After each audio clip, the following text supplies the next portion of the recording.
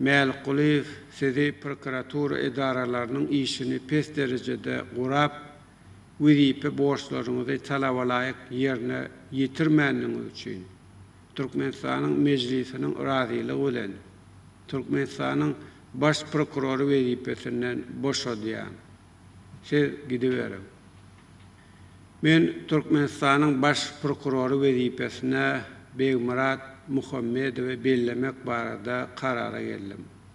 Muhammedov sizi Türkmenistan'ın meclisinin razılığı bilen Türkmenistan'ın baş prokuroru vazifesine belleyen.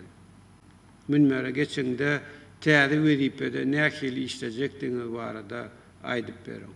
Hurmatly Türkmenistan'ın prezidenti, Türkmenistan'ın yaralı güçlerinin belen serkerde başladı. Şu gün siz bana yukarı jogapkarly döwlet wezipesinden ýarsynız. Sizin beýik ynamyňyzy ödemek men üçin uly jogapkarçylyk hem borçdur. Hurmatly belen serkerde başymyz. Ata watanymyza, halkymyza, size, gahryman arkadaşymyza wepaly bolup, ak yürekden, ihlas bilen kulluk etjekdigmi ynandyrmaga ruhsat edin. Sizin janyňyz sag, ömrüňiz uzak bolsun. Muhammedov watanymyzyň mukaddes döwlet baýdagyna taqdim edip, watana ak yürekden kulluk etjekdigine kasam etdi.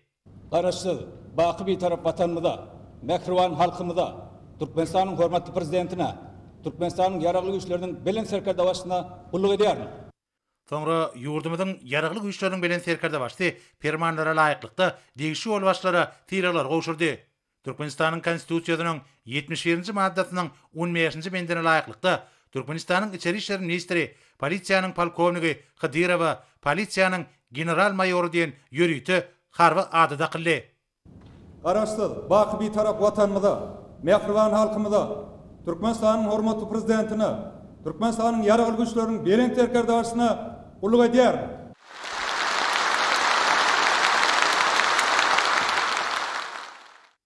Türkmenistan'ın konstitusiýasynyň 71-nji maddasynyň 15-nji bendine laýyklykda Türkmenistan'ın milli howpsuzlyk ministri polkovnik Atagarayewa general mayor harby adyda qildi. Garaşsyz, baky bir tarap watanymyza, mehriban halkymyza, Türkmenistan'ın hormatly prezidentine, Türkmenistan'ın yaralı güçleriniň belen serkerde başına kulluk edýärmi.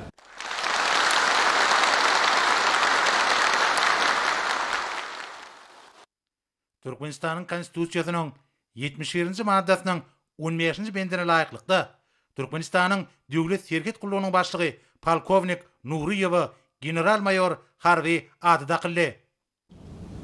Garaşsyz, baky bir tarap watanymyza, mehriban halkymyza, Türkmenistan'ın hormatly prezidentine, Türkmenistan'ın yaralı güçleriniň belen serkerde başına kulluk edýärmi.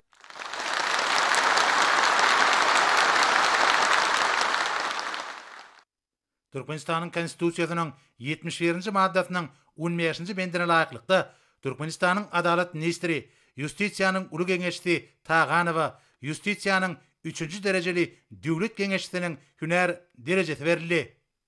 Garaşsyz, baky bir tarap watanymyza, mehriban halkymyza, Türkmenistan'ın hormatly prezidentine, Türkmenistan'ın yaralı güçleriniň belen serkerde başına kulluk edýärmi.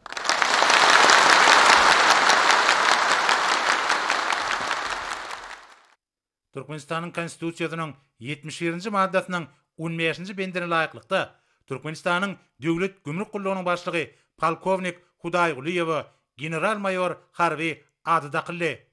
Garaşsyz, baky bir tarap watanymyza, mehriban halkymyza, Türkmenistan hormatly prezidentine, Türkmenistan yaralı güçleriniň belen serkerde başına kulluk edýärmi.